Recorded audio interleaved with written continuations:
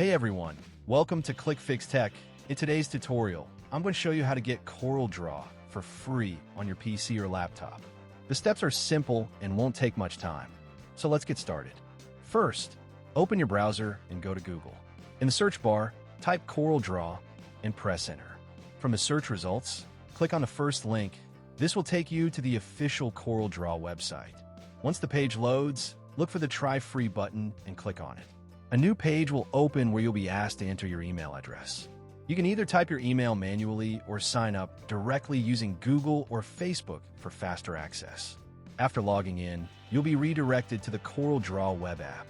As you can see, CorelDRAW is now open in your browser, and you can start using it completely free for 16 days.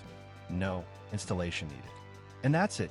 That's how you can start using CorelDRAW for free in just a few simple steps. If you found this video helpful, don't forget to give it a thumbs up and subscribe to Clickfix Tech for more easy tech tutorials. Got any questions?